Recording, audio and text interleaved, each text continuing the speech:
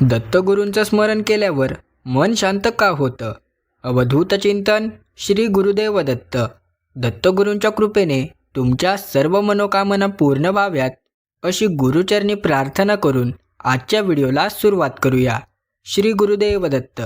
भाग 1. सुरुवातीची ओढ. अस्वस्थ मन, विचारांचा कल्लोळ आणि धावपळीचे आयुष्य. अशा वेळी दिगंबरा दिगंबरा श्रीपाद वल्लभ दिगंबरा हा नामजप कानी पडला की अचानक सगळं थांबल्यासारखं वाटतं. दत्तगुरूंचं स्मरण केल्यावर मन शांत का होतं? हा प्रश्न तुम्हालाही पडलाच असेल. याचे उत्तर त्यांच्या त्रिमूर्ती रूपात दडलेले आहे. ब्रह्मा, विष्णू आणि महेश या तिन्ही शक्तींचे एकत्रीकरण म्हणजे दत्तगुरू. जेव्हा आपण त्यांचे नाव घेतो तेव्हा आपल्यातील विखुरलेली ऊर्जा एका बिंदूवर केंद्रित होऊ लागते. ही शांततेची पहिली पायरी आहे. चला तर मग या 13 भागांच्या प्रवासात आपण या शांतीचे रहस्य उलगडूया. भाग 2. अहंकाराचा लय. दत्तगुरूंच्या स्मरणाने मन शांत होण्याचे मुख्य कारण म्हणजे अहंकाराचा नाश. दत्त महाराज हे अवधूत आहेत. अवधूत म्हणजे जो सर्व वासना आणि अहंकारापासून मुक्त आहे. जेव्हा आपण त्यांचे स्मरण करतो तेव्हा नकळतपणे आपल्यातील मीपणा कमी होऊ लागतो. मनातील अशांतीचे मूळ कारण हे मी आणि माझे यात असते. दत्तगुरूंच्या चरणी लीन झाल्यावर ही ओझी उतरून ठेवल्यासारखी वाटतात. ज्या क्षणी अहंकार गळून पडतो त्या क्षणी मनाला अथांग शांतीचा अनुभव येतो. ही शांती बाह्य नसून ती आपल्या अंतरात्म्यातून उमटलेली असते. दत्तगुरू आपल्याला स्वतःच्या अस्तित्वाची ओळख करून देतात. भाग 3. निसर्ग आणि गुरुतत्व. दत्तगुरूंचे वास्तव्य नेहमी निसर्गाच्या सानिध्यात, औदुंबर वृक्षाखाली किंवा नद्यांच्या संगमावर असते. निसर्ग हा शांततेचा सर्वात मोठा स्तोत्र आहे. दत्त महाराजांनी निसर्गातील 24 गुरूंकडून शिक्षण घेतले. जेव्हा आपण त्यांचे स्मरण करतो तेव्हा आपण नकळत निसर्गाशी जोडले जातो. पृथ्वीची क्षमाशीलता, वायूची गती आणि आकाशाची विशालता आपल्या मनात उतरू लागते. निसर्गातील या घटकांचे ध्यान केल्याने मनातील संकुचितपणा नष्ट होतो. ही विशालता मनाला एक प्रकारचा थंडावा देते. दत्तगुरूंचे स्मरण म्हणजे केवळ देवाचे नाव घेणे नसून निसर्गाच्या अथांग शांतीशी स्वतःला जोडून घेणे होय, हे लक्षात घेतले पाहिजे. भाग 4. त्रिमूर्ती ऊर्जेचा संगम. दत्तगुरू हे सृष्टीचे उत्पत्ती, स्थिती आणि लय यांचे प्रतीक आहेत. आपल्या मनात सतत विचार जन्माला येतात. उत्पत्ती, ते काही काळ राहतात. स्थिती आणि मग नष्ट होतात. लय, जेव्हा या चक्राचा समतोल बिघडतो तेव्हा मन अशांत होते. दत्तगुरूंच्या स्मरणाने या तिन्ही क्रियात एक लयबद्धता येते. त्यांच्या हातातील त्रिशूळ तापत्रयाचा नाश करतो, तर डमरू नादब्रह्माची निर्मिती करतो. ही प्रतीके आपल्या अंतर्मनावर खोल परिणाम करतात. जेव्हा आपण दत्त म्हणतो तेव्हा या वैश्विक ऊर्जेचा आपल्या शरीरातील चक्रांवर सकारात्मक परिणाम होतो आणि एक अनामिक समाधान लाभू लागते.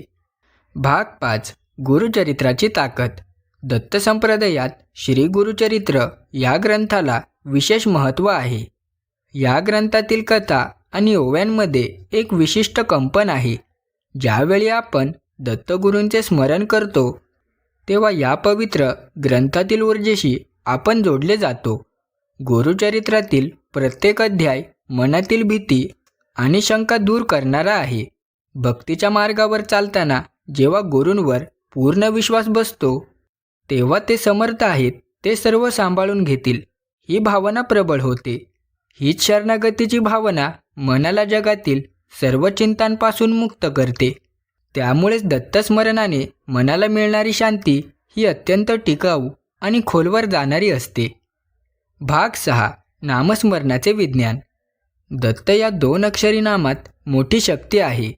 मंत्रशास्त्रानुसार विशिष्ट वर्णाचे उच्चार आपल्या मेंदूतील मंज्यासंस्थेवर परिणाम करतात.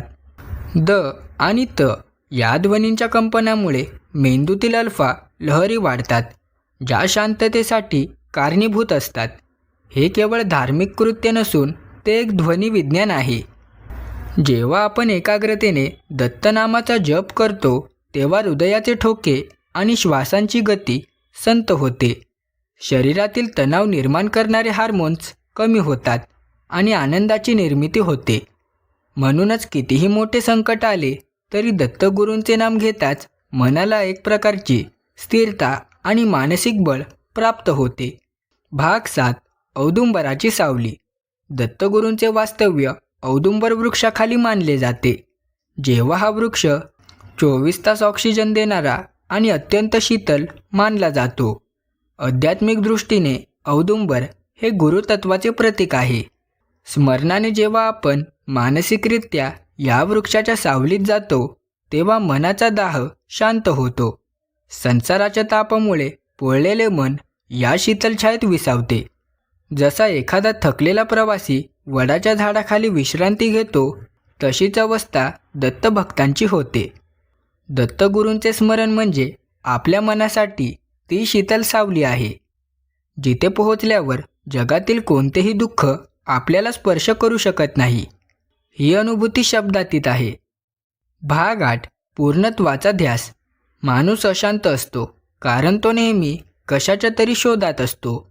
त्याला वाटते की काहीतरी अपूर्ण आहे. दत्तगुरू हे पूर्णत्व आहेत.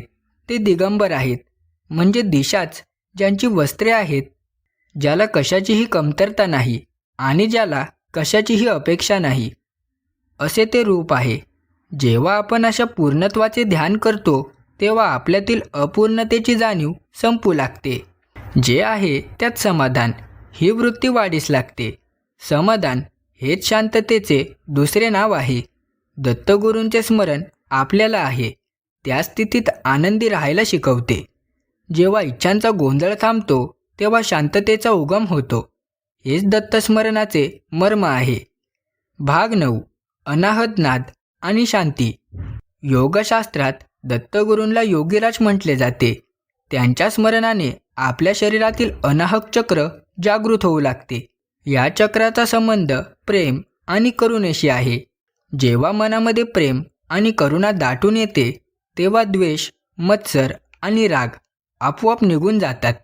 दत्तगुरूंच्या स्मरणाने मिळणारी शांतता ही रिकामी नसून ती प्रेमाने भरलेली असते. त्यांच्या हातातली जपमाळ आपल्याला सतत जागरूक राहण्याचा संदेश देते. ही जागरूकता आपल्याला वर्तमानात जगायला शिकवते. भूतकाळातील पश्चाताप आणि भविष्याची चिंता संपली की उरते ती फक्त शांतता. दत्तगुरू आपल्याला याच वर्तमान क्षणात स्थिर करतात, म्हणून मन शांत होते. भाग 10. शरणागतीची किमया. शांती मिळवण्याचा सर्वात सोपा मार्ग म्हणजे शरणागती. दत्तगुरू हे भक्ताचे रक्षण करणारे माऊली आहेत. जेव्हा आपण म्हणतो दत्ता मी तुझा आहे, तेव्हा आपण आपली सर्व ओझी त्यांच्यावर सोपवतो. जोपर्यंत आपण स्वतःच्या बुद्धीने सर्व प्रश्न सोडवण्याचा प्रयत्न करतो तोपर्यंत मन थकून जातं. पण जेव्हा आपण गुरु या शक्तीला शरण जातो तेव्हा मनावरचा ताण हलका होतो. एक लहान बाळ जसे आईच्या कुशीत शांत झोपते तशीच अवस्था भक्ताची दत्तगुरूंच्या स्मरणात होते. ही शरणागतीच मनाला अभय देते. भीती गेली की शांती येते. हेच दत्तस्मरणाचे खरे गुपित आणि सत्य आहे. भाग 11. दत्तात्रेय आणि वासनामुक्ती.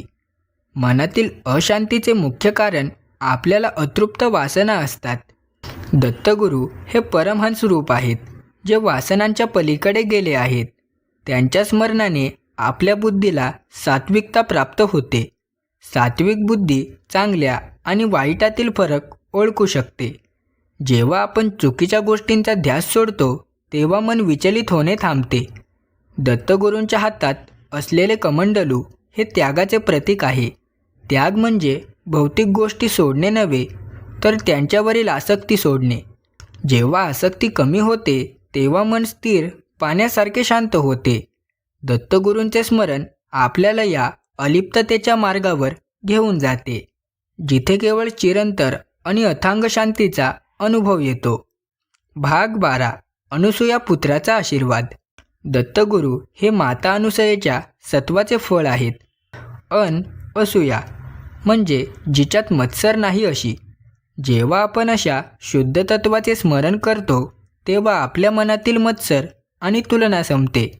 आपण इतरांशी स्वतःची तुलना करतो, म्हणूनच आपण अशांत असतो. पण दत्तगुरूंच्या स्मरणाने आपल्याला स्वतःच्या दैवी रूपाची प्रचिती येते.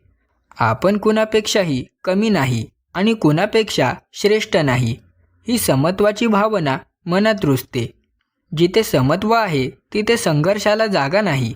संघर्ष संपला की मनाचे युद्ध थांबते आणि शांततेचे साम्राज्य प्रस्थापित होते. हाच दत्तगुरूंच्या स्मरणाचा सर्वात मोठा आणि अमूल्य आशीर्वाद आहे. भाग 13. अंतिम शांतीचा अनुभव. दत्तगुरूंचे स्मरण म्हणजे केवळ एक विधी नसून ती एक जगण्याची पद्धत आहे. त्यांच्या स्मरणाने मन शांत होण्याचे कारण म्हणजे ते आपल्याला आपल्या मूळ रूपाकडे घेऊन जातात. आपले मूळ रूप हे आनंद आणि शांती आहे. बाह्य जगातील गोंधळामुळे आपण ते विसरलो आहोत. दत्तगुरू आरशासारखे काम करतात, ज्यात आपल्याला आपलीच शुद्ध आवृत्ती दिसते. ही मालिका संपताना एवढेच लक्षात ठेवा, जेव्हा जेव्हा मन अशांत होईल तेव्हा डोळे मिटून दत्तगुरूंचे ध्यान करा.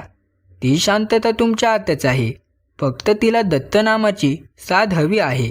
अवधूत चिंतन श्री गुरुदेव दत्त.